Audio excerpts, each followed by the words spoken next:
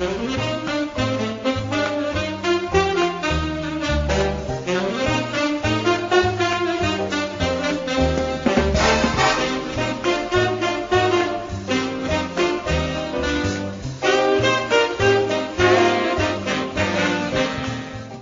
and welcome to Staff Picks, the podcast for movie nerds by movie nerds. I'm Mario Lanza, and I'm your host on our journey through the movies out there that just need a little more attention, that just need a little more love.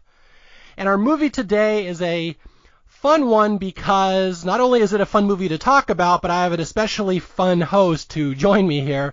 The movie we're going to talk about today is the 1993 baseball movie, The Sandlot, which one of the most beloved baseball movies out there, kids movies, family movies. Not one that I was especially fond of the first time I saw it, but it grew and it has this reputation now that it's just absolutely one of the most beloved movies out there. And it took a couple viewings and a couple years for it to grow on me because I didn't grow up on it like a lot of people did. That's one that I kind of caught up on later. So that's the movie we're going to talk about today. And my co-host. All right, we are making history today on Staff Picks as I am officially bringing on my youngest co-host, and you guys will love this kid. He is a kid that I know from Little League. I have said before that I used to coach Little League. I coached for 20 years. I was a player agent. I just was involved with Little League, for many, many, many years. It was a big part of my life. And when my son graduated out, I kind of retired. But right before I retired, I got to know this kid, Joe, who was a couple years younger than my son. And we have quite a history together, and he would be the first person to tell you he is a walking baseball encyclopedia. He knows so much about baseball history, and he's just very, very wise and mature and well-spoken for his age, and I really wanted to bring him on the show. He's only, I believe, 12 years old. Please correct me if I'm wrong. Welcome to the show, Joe O'Regan. And yes, I am 12 years old. Yeah, thank you. All right, Joe, I have to paint a picture so people understand why I brought you on a show like Staff Picks. Do you remember the first time that you and I really met? The first time that we really met was, I can't really bring that up a little bit, but we've done scorekeeping talk together. I'm totally gonna bring that up, Joe. So here we go. We're gonna delve into that. You cool with that? Yep. Okay. Joe, when I first met him, was 9 years old. Were you 8 or 9? 9. 9. And Joe knew how to keep score. He knew how to score a baseball game, correct? Yes. Oh, and I loved that so much because that's what I used to do at your age. I would go to baseball games with my dad in Seattle in the Kingdom, and I'd keep score. And I was just a little kid, and it was such a nerdy, smart thing for a kid to do. Like, I wouldn't even watch the game half the time. I'm too busy making sure I have all the notations correct. So when I saw Joe, a little 9-year-old, doing this at a Little League game, I'm like, I've got to know that kid, because that kid is probably smarter than most of the kids I know in Little League. I still get the programs at Angel Games and scorekeep those as well. Now we're going to talk about the great broadcasting duo of Joe and Coach Mario. Do you remember those days? I sure do. Okay. I got to paint a picture for you guys that I would sit there in Little League. Again, my son has aged out. He's 13 by now, and I'm the player agent at this Little League, and I'm sitting there, and I would broadcast the games. We'd have these all-star games, and I would sit there and kind of announce, now batting number 4 or whatever. And Joe, my little sidekick, would come sit next to me, and we would literally be a broadcast team, right? Yes. Yeah, so we'd be sitting there, and I barely know this kid. I just know he's this really smart, sharp kid who knows a ton about baseball, and he likes to talk. And we're just bantering. Like, we're just sitting there, and I'm like, so, Joe, looks like the pitcher's lost his fastball. What do you think? And he'd be like, well, Coach Mario, I think maybe you want to bring in the left-hander here to face the lefty on deck circle. And I'm like, who is this kid? He's reeling off banter like this with a grown-up he doesn't even know. I'm laughing off that, too. But that was fun. You had fun doing that, right? I imagine there aren't many... I definitely did. Yeah, there aren't many coaches that kind of do that with a kid these days. Just sit there and talk about baseball like that. Yeah, I mean, I would just talk about baseball a lot. I literally am on Baseball Reference a lot. Okay, let's allow you to build your resume here. I have called you a walking baseball encyclopedia. Why don't you give people a picture on, like, how much you know about baseball, how much you love baseball? Because I'm curious myself to know exactly what depths you have reached here on your baseball knowledge. I know about maybe 40 to 50% of all the MLB Hall of Famers. Okay. I follow stats every day, like Mike Trout's on-base percentage now, which is over 450, and he's hitting over 300. Got walked the most, and he's just a great player himself.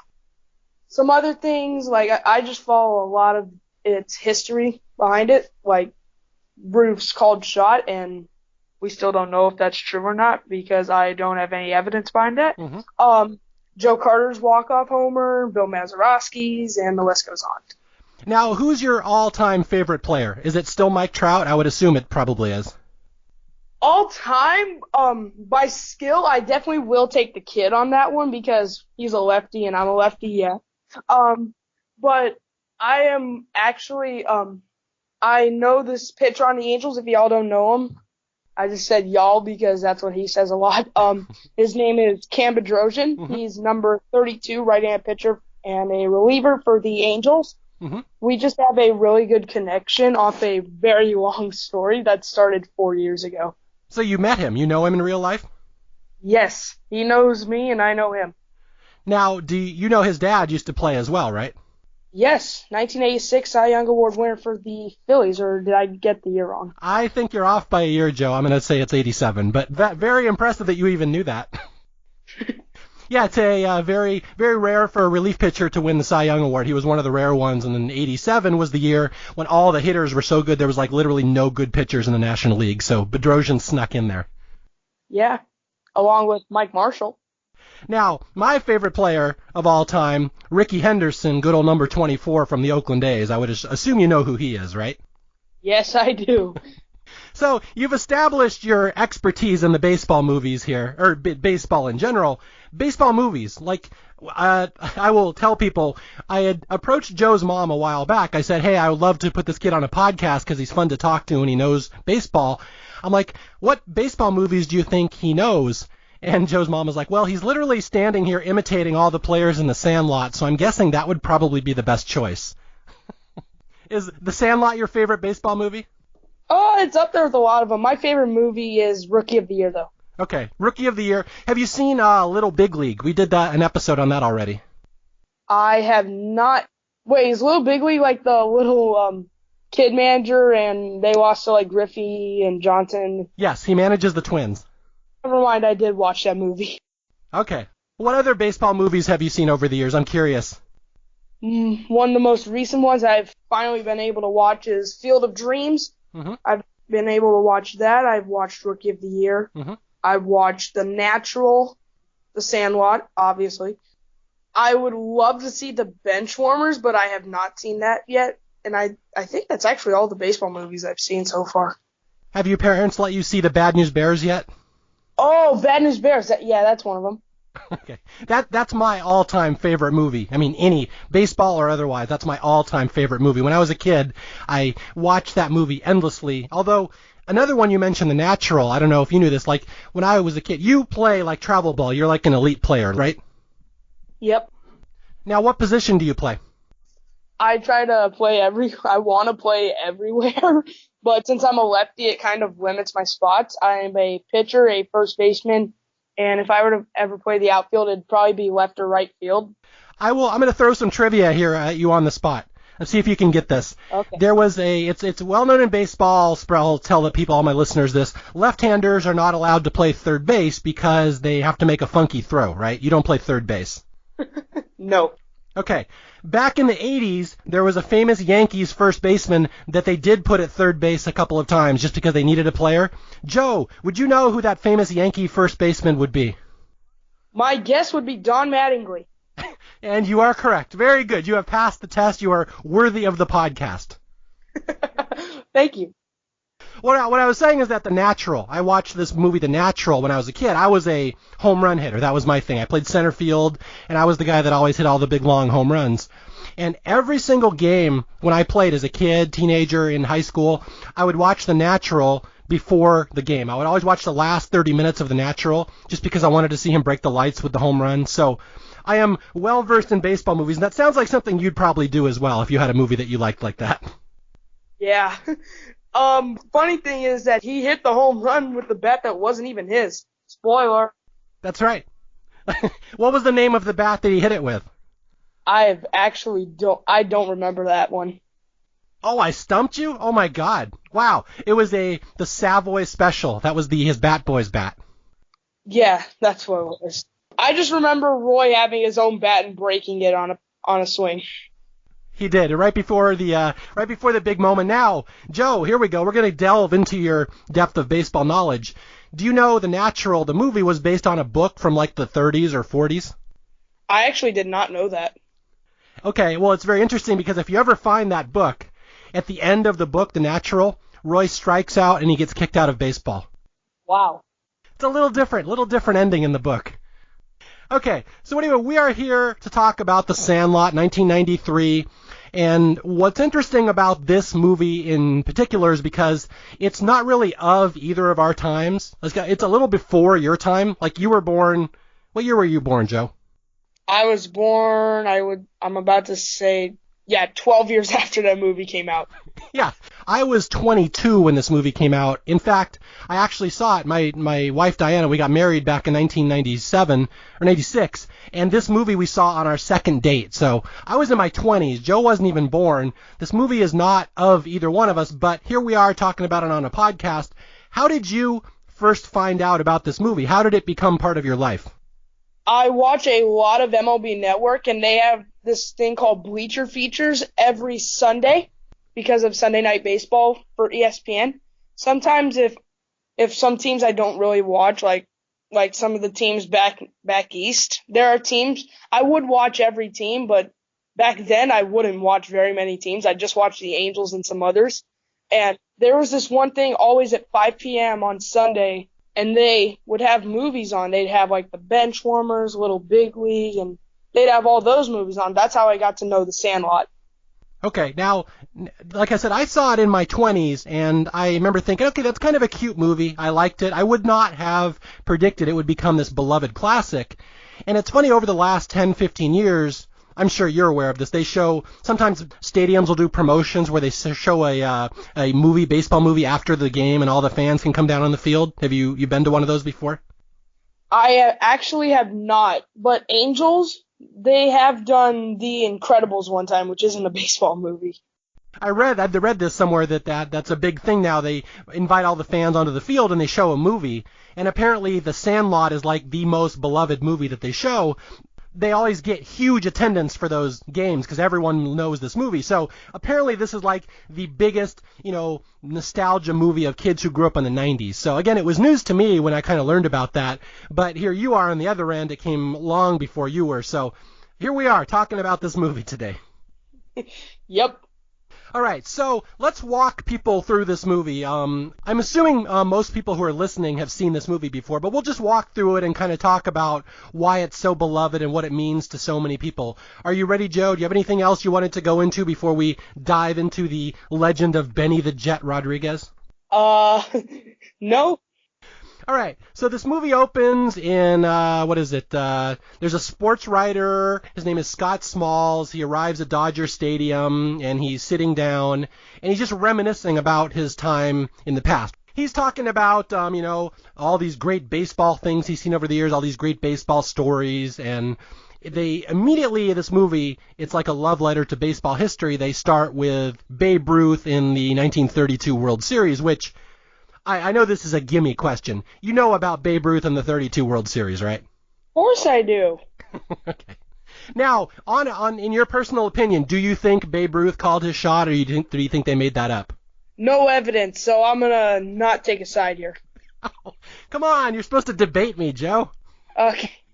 I guess I'll say yes then.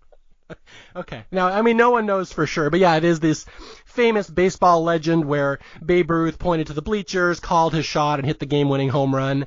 And that's a lead into this movie that legends do these things that they'll be remembered for forever. And we immediately flash back to this story this guy Smalls tells about his childhood, and we go back to do you know where this movie is set, Joe? I actually do not know where that movie was set. I think it's somewhere in the valley. I think it's California, but I'm not 100% sure.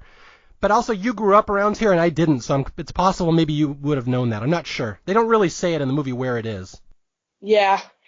Okay, so we go back to, I'm going to say the Valley. We'll just say we're in California, 1962, and this guy Smalls is doing a flashback, and he's talking. This movie is really kind of like a reminiscence, where it's kind of like the Wonder Years. Have you ever seen the Wonder Years, Joe? I have not. Okay, do you know what it is even? No. Okay, it's a TV show from the 90s where this guy talked about his childhood and everything was narrated, so it's kind of the same thing. Okay, so we go back to 1962 when we see this guy's childhood, and it's just kids playing, what is it, not stickball, just like a pickup game. Do kids still play pickup games now, Joe, or is everything through Little League and travel ball?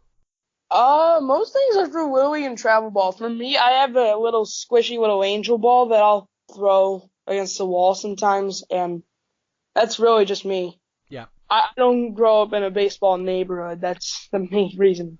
I don't think there really are baseball neighborhoods anymore, to be honest. Do you know anybody who even does that kind of stuff anymore? No. Well, now it's Fortnite. Yeah. Yeah, growing up when I was a kid in the 70s and 80s, kids would just go out and play, gather a bunch of your friends, and usually get a wiffle ball bat and a tennis ball and just go play baseball. We didn't have the Fortnite, so that was about the only entertainment we had back then. Yeah. Yeah, so this movie is very, very true to its time. This is what kids would have done back in the days. You just go out in the neighborhood in the summer and you'd find kids and just see if you could get 9 and get together for a game. So. But again, I know my son is the same as you. Like, we always are telling him to go outside and play baseball with his friends. He's like, well, nobody does that. So, different times. Yeah, it's definitely different times.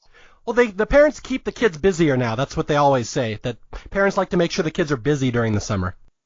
Yeah, I guess you could say that. Okay, well, let's talk about this for a second. I know you play travel ball and stuff like that. How many games per week do you play, and how often do you practice? Because I know you are quite involved in baseball. What would a typical kid be like now? Well, for us, if you were playing travel ball for our team, since we are just starting up 14U, we don't have a game yet. We will have one on Saturday, I believe. Okay. Most of the time for us, it's 2 practices a week on Tuesdays and Thursdays. And in a month, it's basically 1 scrimmage, 1 tournament, or something like that, and then you get 2 weeks off. And for me, it's workouts too.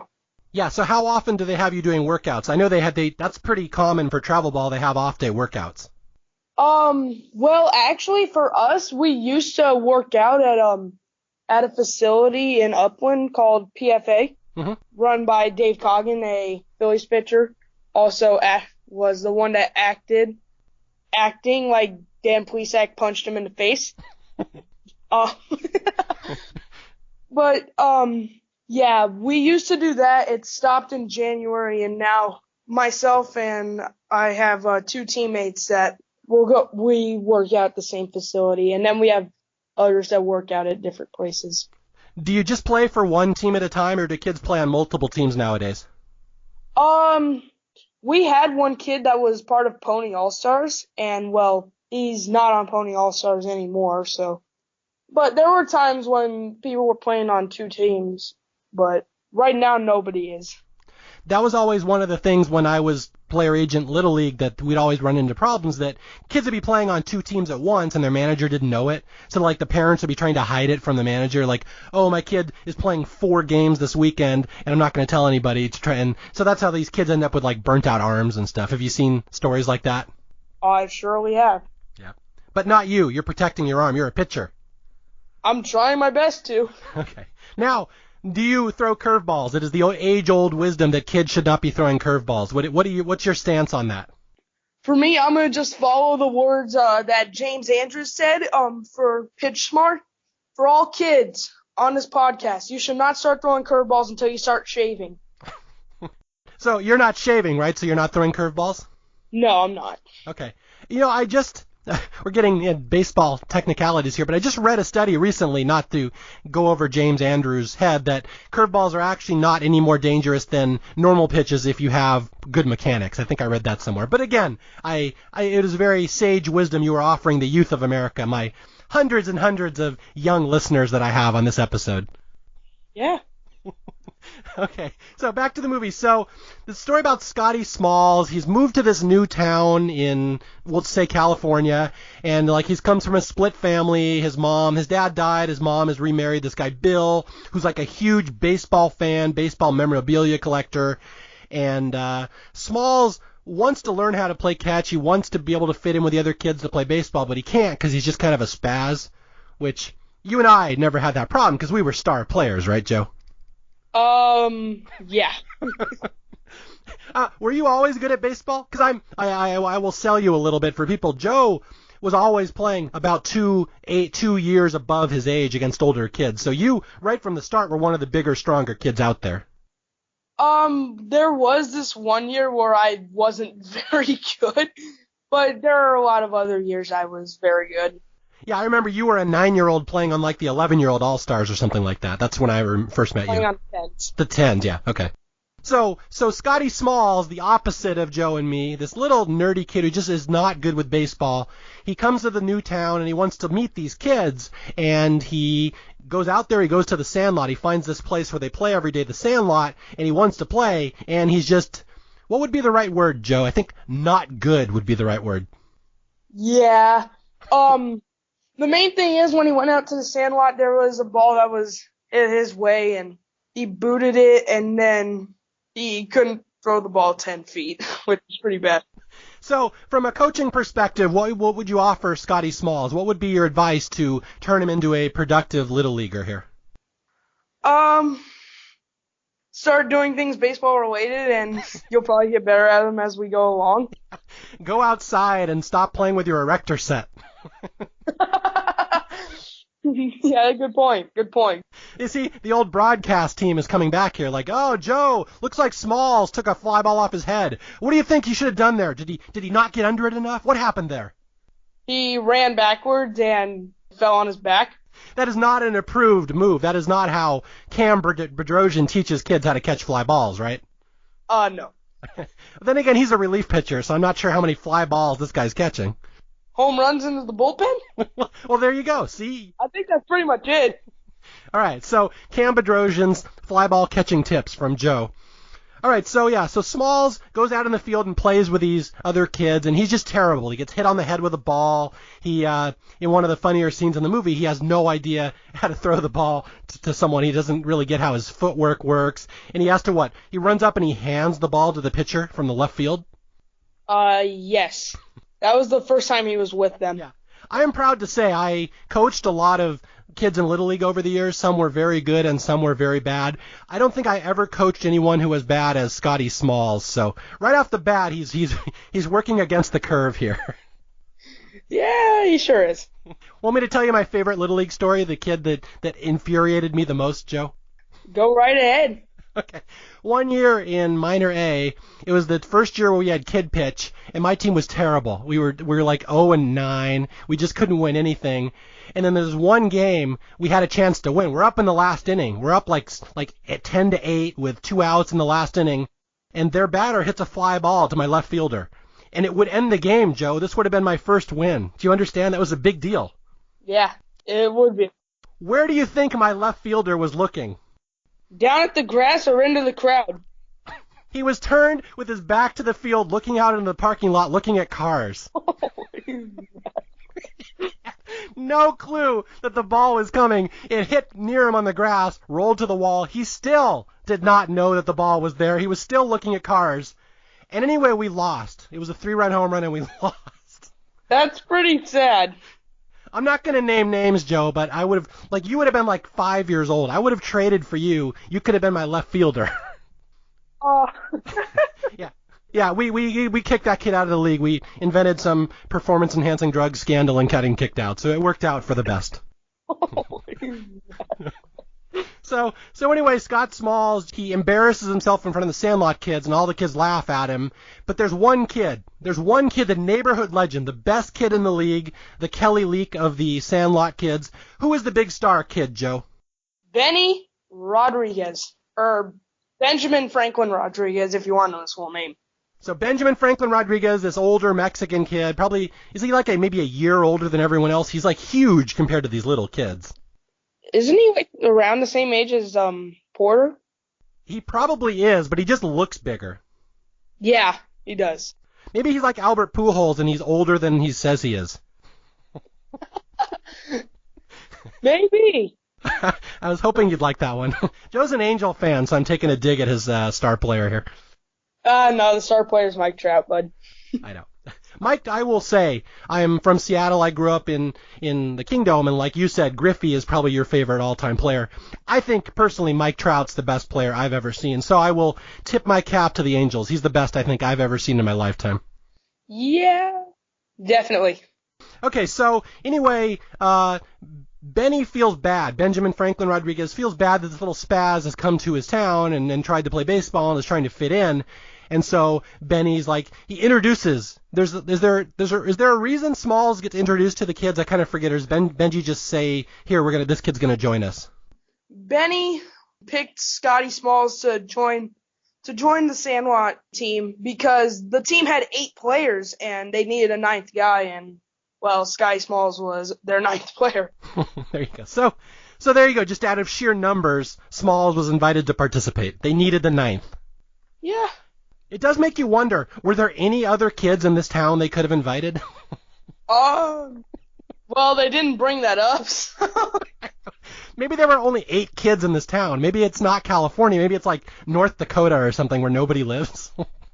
That probably wouldn't be true, since Benny's a Dodger fan. But I mean, I don't know. That's true. Maybe the Dodgers are big in North Dakota. Who are we to judge? I don't know. I'm not gonna answer that because I'm not from North Dakota. Joe doesn't want angry letters from North Dakota pouring in. Got a lot of listeners out there in Fargo. Okay, so this is where we meet the entire team. Benji, the big tough kid, pulls little Scotty Smalls aside and introduces him to the rest of the gang. And because, again, I know your mom says you do impressions of the rest of the Sandlot kids, why don't you kind of explain to people who the other 8 members of the Sandlot All-Stars team are? Well, for first, you've got the Hambino, also known as Hamilton Porter. Mm-hmm. He was their main catcher and created the funny quote, "If my dog was as ugly as you, I'd shave his butt and make him walk backwards." Yes, okay. There were other players on the team. I honestly don't. Oh, okay, well, I'll lead you into them. How about the twins, the Timmy and Tommy Timmons? Yes, the only thing I know about them is that after the Sandlot broke up, they started their own business for architect and created mini malls. Okay, well, that's good. And there's Squints, the kid with the glasses. Yep, the one who kissed Wendy Peppercorn. Yeah, we'll be getting to that scene soon enough. I'm very curious about your thoughts on that scene. And then Yeah, the kid who says yeah every time. Who would that be? I don't remember his first name. I just know they call him Yeah. Wait a minute, you're the one who was doing impressions of these kids. Were you making stuff up, Joe? No, I just don't remember players sometimes. Okay. Well, there's Bertram, the big tall kid. Yep. Okay, and then you got Benny and a kid. There was another kid named Kenny DeNunez. That was the pitcher that wore the Kansas City or the Monarchs hat, I believe. Yes, very good. I'm impressed you knew that, the Kansas City Monarchs. Well done. Okay, let's talk about this for a second. Hamilton, we'll just say he's a large kid. They put him at catcher. In baseball movies, they always take the fat kid and put him at catcher. Why do they do that? In real life, you wouldn't do that because the catcher can't move. Or you could put him at first base. It really doesn't make a difference. But for catchers, the big people kind of get behind there because, I mean, one, you've got a bigger target and you can block a lot more baseballs than the real skinny fast guys. But you and I know that half the time in Little League, the ball bounces in and goes all over the place, and the big kid can't run after it. Like in the Bad News Bears, they have the fat kid Engelberg back there. In here, they have Porter. I just think in real life, like if strategy, we're talking strategy now, Joe. I'm not putting my biggest kid at catcher. It's kind of a waste of that position. If I were to put a big kid somewhere, it'd probably end up being first base. If I have a kid who's big and slow, like let's say Albert Pujols, I'm putting him at first, right? Yeah. Okay, I'm just going to keep digging on Albert Pujols jokes here. I'm just letting you know. Okay. Okay, so So Benny introduces Smalls to the gang, and they kind of adopt him, even though there's a horrifically embarrassing moment here at the start where Hamilton, the redhead large child, is doing an impression of Babe Ruth, the Great Bambino, and Scotty Smalls does not know who the Great Bambino is. Now, would that horrify you if a kid didn't know who Babe Ruth was, Joe? Yeah. It definitely would, because if you don't know Babe Ruth, my straight guess is I don't know if this guy has read a page about baseball before. Would he be an L7 weenie at that point? Yeah, but the funny thing is, I'm gonna bring this up. Okay. For anybody that didn't know, I know I'm gonna go off topic here. Mariano Rivera, a great Yankees pitcher from Panama, if you didn't know who he is, all-time saves leader.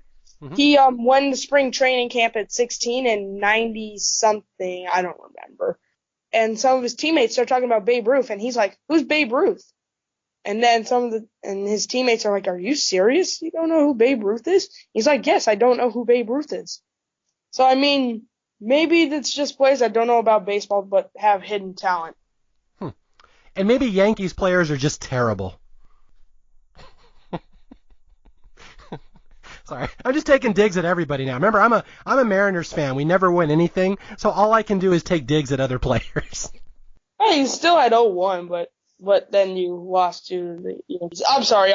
Oh yeah, that was the year that Seattle set the all-time wins record, and then we lost in the playoffs to the Yankees. Yeah, thank you, Joe.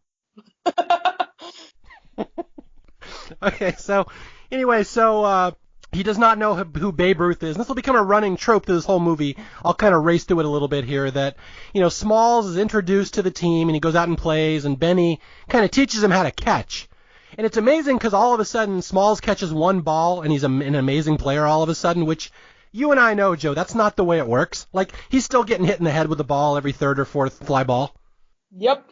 Benny does have a great swing, though. And he hit the ball right in his glove. Yeah, Benny is amazing. So they start playing, and Smalls becomes a part of the gang, and they have 9, and this is like the local neighborhood Little League team, but there's a big problem that in the field they play, they have this thing called the Sandlot, which is like these mythical area in town where all the kids go and play.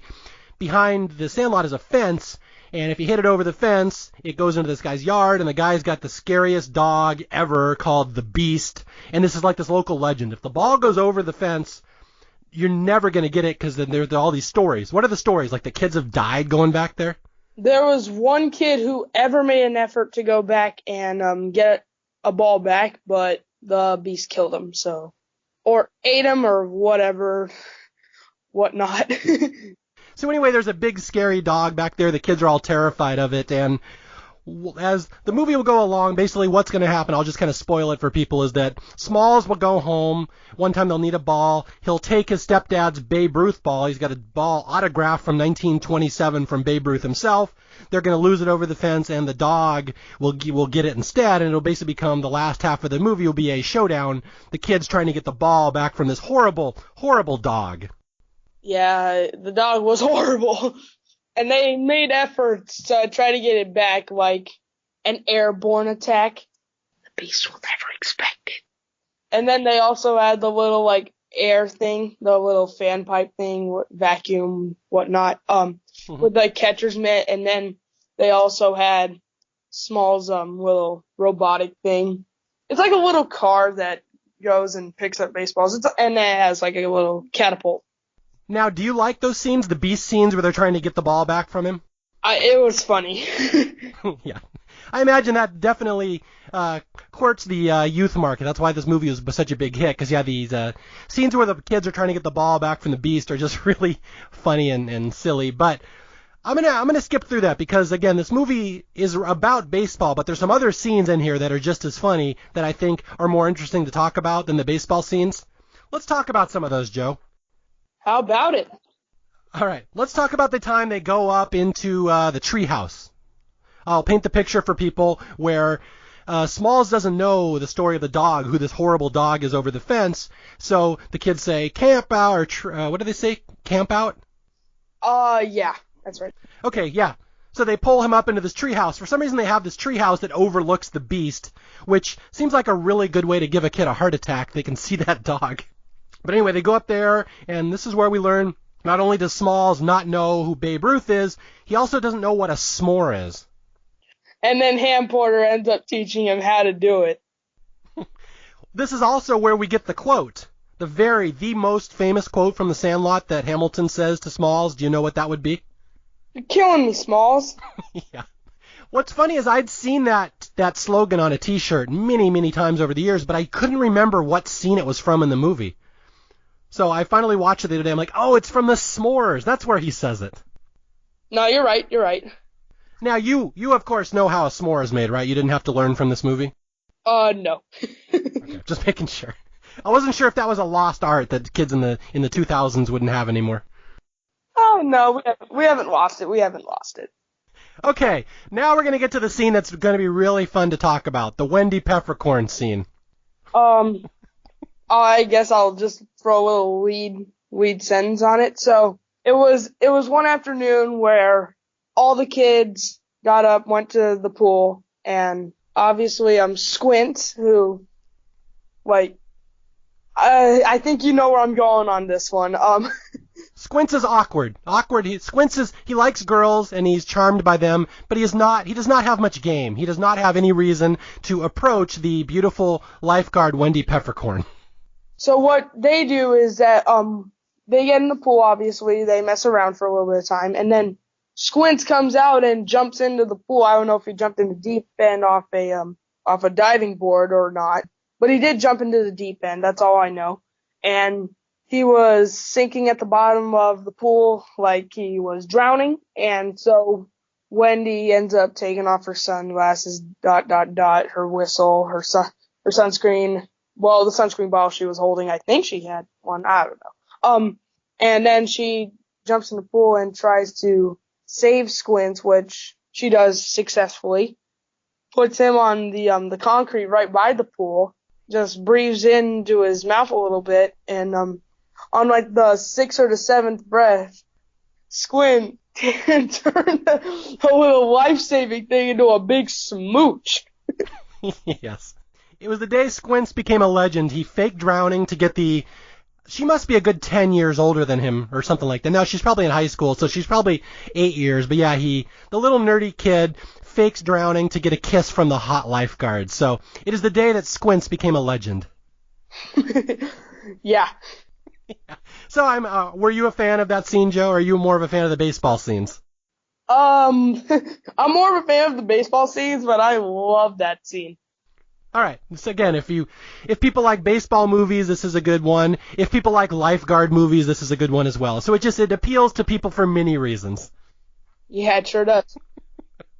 Okay, so we have the Wendy Peppercorn scene, then there's another. Again, this movie is ostensibly about baseball, but it's really about just kids growing up in the 60s, which I think why it really resonated with so many people in the 90s, because it's like from 30 years before, it's their childhood. So again, there's all these little vignettes of these kids doing crazy things in the 60s, and then the carnival scene, Joe. I'd like to hear your thoughts on this one, where they tell us what happens, why the kids get sick on the carnival rides. So they head out to this carnival after celebrating a win against the one of the other teams that are in that area. Definitely had the nice little rich bikes and all that stuff. So they go out to celebrate as Bertram gives the squad some Big Chief, which is chewing tobacco because to look like Babe Ruth, I guess. And then they go on this ride where it takes you around in circles and then you're spinning like a UFO.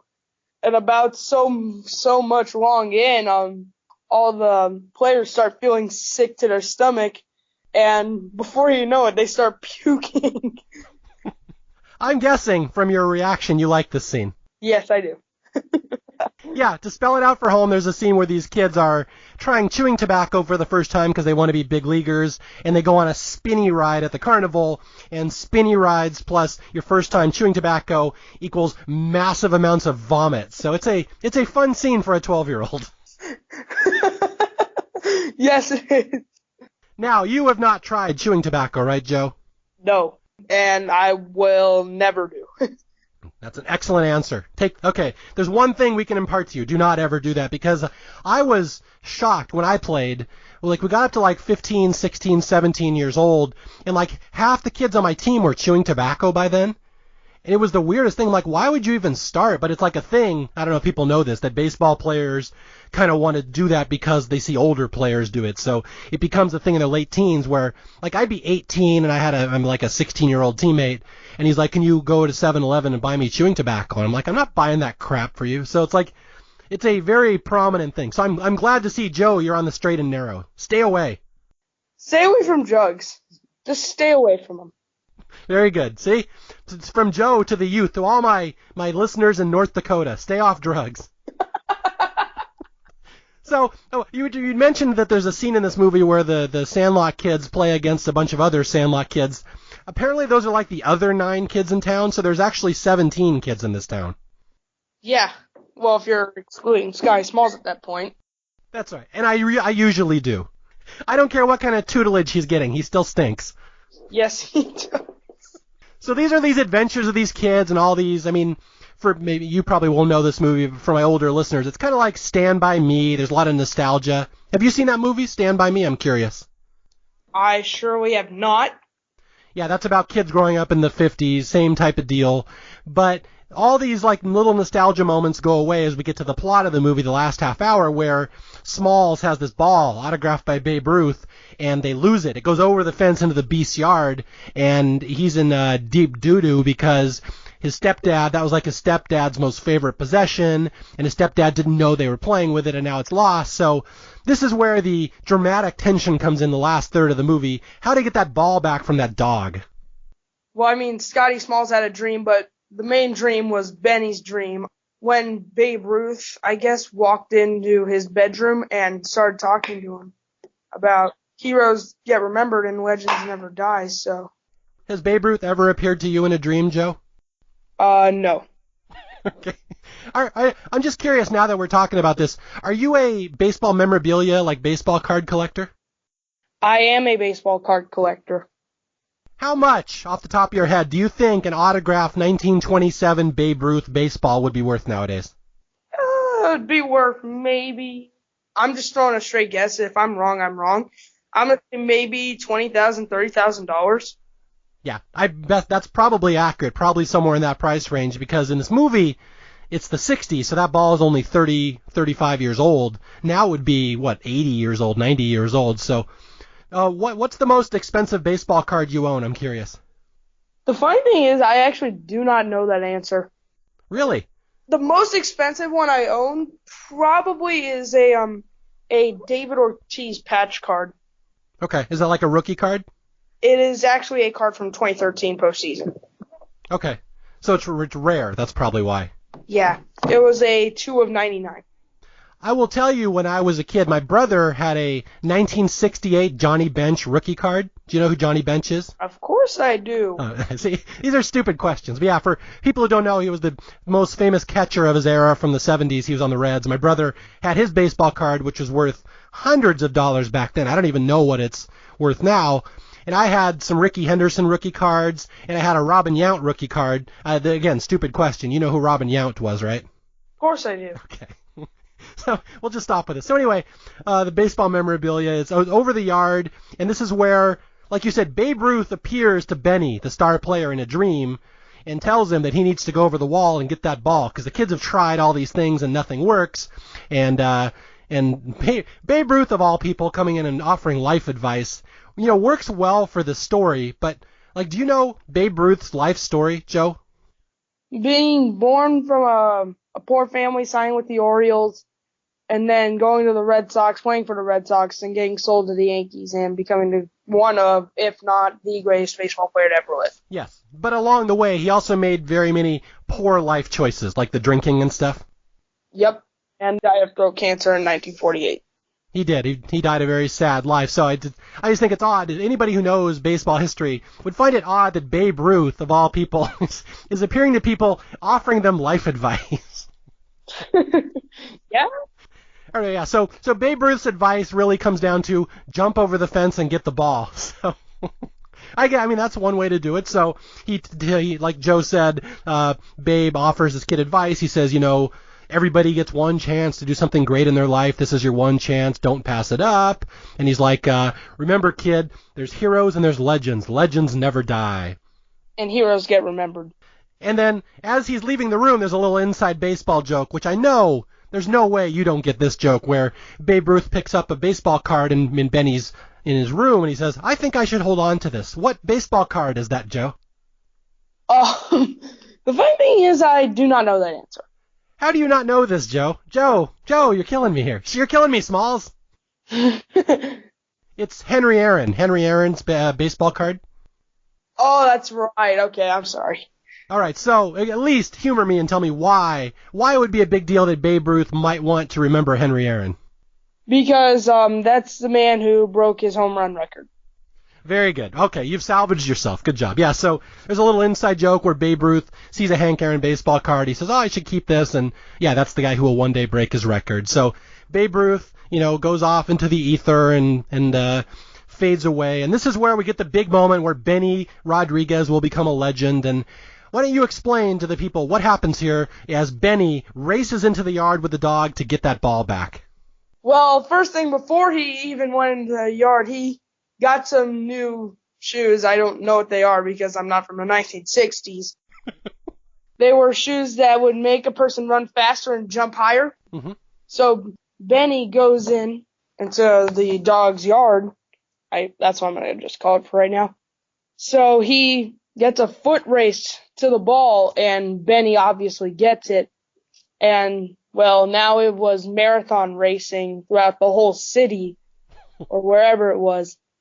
There was a Founders Parade, and I just don't know where it's from. That was one of the places they ran through because, yeah, YOLO. Yeah, let's summarize this. I'll summarize this real quick. What Joe's saying is, yeah, Benny grabs the ball and escapes. The dog runs after him and jumps over the fence and chases him. And they literally run through the entire city at this point. The chase goes on for about 10 minutes. Yeah, it sure does. So it was kind of a foot race along the city, and they're running through auditoriums and founders parades, and then Benny tells the whole gang to meet him back at the Sandlot. That's the thing, that this horrible dog has been chasing this kid all over town. And at the end of the chase, they jump back into his yard, and the fence literally falls on the poor dog, and he's crushed, and he needs help. Now it's a mission of mercy if they could rescue this poor beast. Which Sky Smalls tried to pick up the fence and asked Benny for help, and they did so successfully, and, well, there you have it. Yeah. I mean, it's good that Scotty Smalls is good at one thing. He can pick up a fence, so we found his one thing he's useful for. Okay, so this is kind of the end of the movie, and there's a kind of a nice little moment. It kind of turns kind of nostalgic as they rescue the dog. They get the ball from the yard. They get the Babe Ruth ball, and they rescue the dog, and the dog likes them. He licks them because they saved his life. And then the owner of the house comes out, and it's this old blind man, played by James Earl Jones, comes out. Who's out here? Who's playing around with my dog? And they start talking to him, and they're like, well, we had to get the ball back. And the owner says, well, that's the first time anybody's ever got a ball back from Hercules. I'm impressed. Now, do you know the actor here who plays this blind guy? I'm curious. Did you just say it was James Earl Jones? Well, you cheated. I did say that, and you have excellent hearing, so good job. Now, do you know what James Earl Jones is famous for? Who he does? He's a famous voice in movie history. That would be Darth Vader, my friend. Are you condescending me? No. No, nice job. Yeah, he's Darth Vader. He's also in Field of Dreams, your other baseball movie you just saw. Mm-hmm. As Terrence Mann. Yes, and I read some trivia somewhere that in real life, James Earl Jones hates baseball. Wow. And is in two very famous baseball movies. Yeah. So anyway, he comes out, and James Earl Jones has been living there with his dog, and he's like, why don't you knock on the door? I would have got your ball for you. And they all go inside, and he has them come in and tell the story of the baseball. And it's kind of a neat little moment here with this. He's this old guy, and he's like, oh, who signed this ball? And they're like, Babe Ruth. And he's like, George signed it? And it turns out he knew Babe Ruth from back in the day. Which would be pretty awesome if you went back then to be with the greatest baseball player that ever lived. Well, yeah, I mean, you think this movie's set in the 60s, so it's only 30 years after Babe Ruth, so he easily could have known Babe Ruth. Although, I'm gonna really ramp up the trivia here, Joe. I'm gonna hit you with a really hard question, okay? Okay. I will be very impressed if you can get this one. All right. So, James Earl Jones, this older black man, is talking about how he knew Babe Ruth, and, I was a better hitter than him. Everyone knew me. I hit all these home runs. I would have broken the record. I was the best home run hitter of my day. Who do you think he is based on? There was a very famous baseball player from that era, a black player who wasn't allowed to play in the majors, but who was the home run king, and everyone knew at the time he was the best home run hitter in the world. Do you know who that is? That's a hard question. I'm just kidding. It's really not. That man is Josh Gibson. Yes! Yes, Joe! I'm giving you a high five. You got that. Well done. I hope my listeners realize not many 12-year-olds would know Josh Gibson. Well, I mean, there was a famous legend where Satchel Paige walks bases loaded. Gibson seems down by 1, but Paige struck him out on 3 fastballs. Oh yeah, no, Paige, arguably the greatest pitcher of all time, even back in the day they would have said that. Okay, so basically this old guy, I'm going to say faux Josh Gibson, says, oh, well, I knew Babe Ruth, and, I feel bad that your ball got chewed up, but here's one that I have that's autographed by every single player on the 1927 Yankees, including Lou Gehrig, who I'm not even going to lower myself to asking if you know who Lou Gehrig is. Of course you do, right? Yes. So anyway, so he trades them this ball with every single one of the 27 Yankees, and he's like, give this to your stepdad instead of this chewed-up Babe Ruth ball. And the kids are like, well, why would you give this to me? And he's like, oh, I got tons of stuff. He's like, I'm an old blind man. I have nothing going for me. Just come and sit around and talk to me about baseball, and I'll give you this ball for free. You can keep it. Just keep me company and talk about the old days. So that's how it goes. And, this guy would love you, Joe. You could come and talk to this guy about baseball all day long, right? Yes. I would love that. That'd be cool. No, it was the same with me. I just loved baseball history as a kid. I wouldn't have known people like Josh Gibson and stuff like you do, so you're years ahead of where I was. But I'm going to throw one other baseball name out there for you, just because I want to get your opinion. Ty Cobb. What do you think of Ty Cobb from the 1900s? My word is going to be very limited because, no, I didn't see him play. But, I mean, if you can have 4,000 hits and steal a ton of bases, yeah, you're pretty good. And to get into the first Hall of Fame class of the first 5 men. I'm going to drop a little. This has nothing to do with this podcast, but I'm going to drop some advice to you. Do you like reading books about baseball history? Yes. There's a really good book about Ty Cobb called Ty Cobb, A Terrible Beauty or something like that. It just came out a couple years ago. And it basically talks about for people who don't know, there's this reputation this guy Ty Cobb has as like the worst human being alive. The book spells out that most of that was invented by people who didn't like him after he died. They spread that rumor just to make people hate him. And that in real life he was actually very nice and very highly respected. And at the time, he was the most popular player in baseball for many years, even until his death. So if you want to read a book that might change your opinion on baseball history, read that book, Joe. I will look at it. Okay, so anyway, this is the end of the movie. The kids have got their ball back. They made friends with the old blind man, and we get a little epilogue at the end of the movie that was the day that Benny Rodriguez became a legend. And then we hear these stories about, we all grew up and we all, eventually moved out of the Sandlot and people moved away. Some people, like you said, the twins became architects? Yes, they did. And they became multimillionaires by making mini malls. And Hamilton Porter. What did Hamilton, the catcher Ham, grow up to be? A wrestler. Yes. And what was his name? The Great Hambino. Yes. So again, the whole face of this movie, this guy Hamilton becomes a pro wrestler, and they all age out. And it's this neat little nostalgic movie about the 60s, although there's a nice cap at the end where, again, we started the movie with Smalls. He's a sports writer now in the, I think, 1990s. I guess it was 93, so he was in the 90s. And he's working at Dodger Stadium, and he's talking about his friend, Benny the Jet Rodriguez, how he became a legend. And we look down on the field, and literally there's his friend Benny, who was the one player, the nicest kid, the biggest star, grew up to play for the Los Angeles Dodgers, apparently. That is indeed true. Yes, and we end the movie with Smalls staring down, watching his friend, and then he's like, Benny Rodriguez, great player. He's been hanging around for a while. He's lost some of his wheels, but he's still a legend. Apparently, we get the impression he was this great player for the Dodgers, and we end the movie with what I would argue the most exciting play in baseball. What is that, Joe? What happens at the end of the movie? A straight steal of home by Benny the Jet Rodriguez, now they called him. Not to mention that he did against the Giants of all teams. Yeah. Have you ever personally seen a steal of home in Major League Baseball? I sure have. By Jonathan VR, I've seen one by Jacoby Ellsbury, and there's more. I have never personally seen one, and it always galls me because that's something I wanted to see. Although I have seen a triple play in person, so I was very excited about that. Not bad.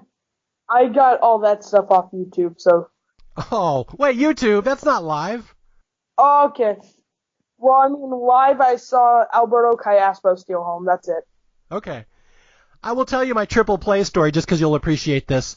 I was up in Seattle. Seattle was playing the Oakland A's about 10 years ago, and I'd taken my kids to the game. It was their first time ever at Safeco Field, and it was like the second inning, and my kids weren't really paying attention, and all of a sudden the Mariners turned to triple play.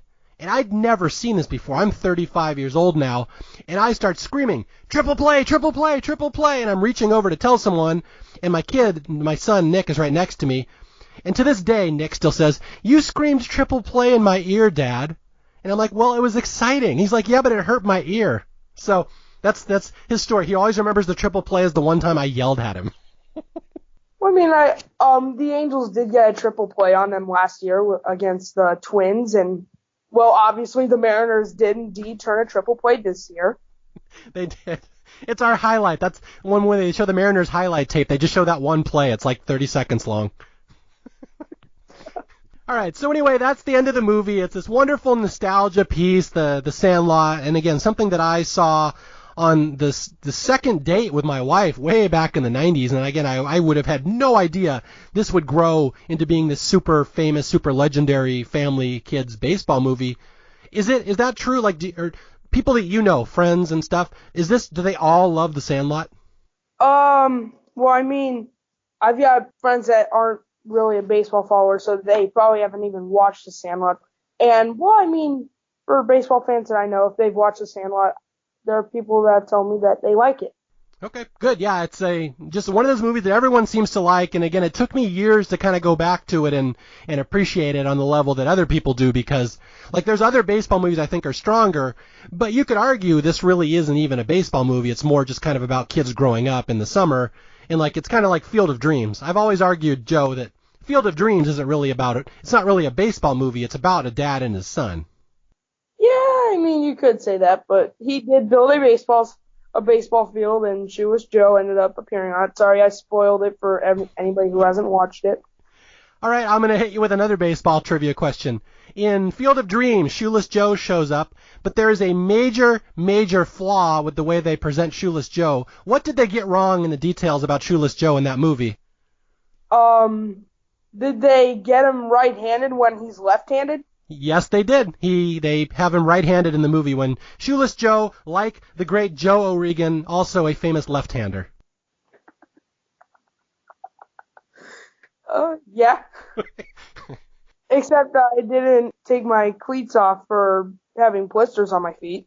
Not yet. You're still young. There's still plenty of time in your career. Yeah, it probably won't happen, though. Okay, so before we sign off here, is there anything else you wanted to say about the movie? Anything that I neglected to point out? Any baseball trivia you feel the need to drop on me that I don't know? Nothing. All right, well, before we go, I have one last thing I have to say about this movie. And just, do you know who the actor Dennis Leary is? I'm just curious. No, I do not, actually. He is the dad in this movie. He plays the stepdad, Bill, the one who has all the Yankee collection and is a big Babe Ruth fan. Mm-hmm. In real life, this is a great piece of trivia. That guy, Dennis Leary, is from Boston, is the world's biggest Boston Red Sox fan, and it must have killed him to have to play a Yankee fan in a movie.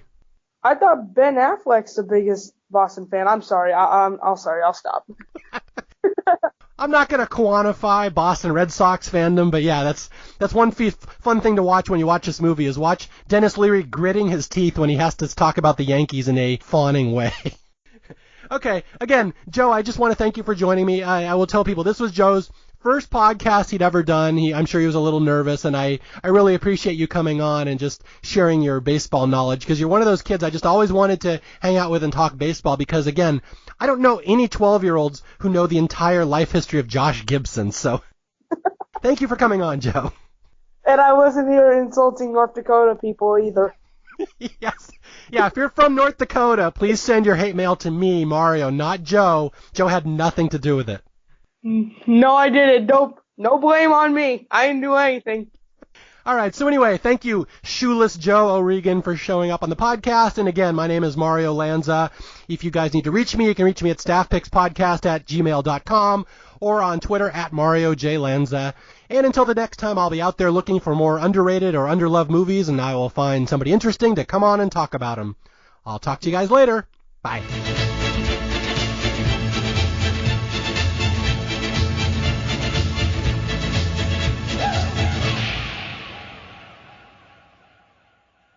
Hey, you want a s'more?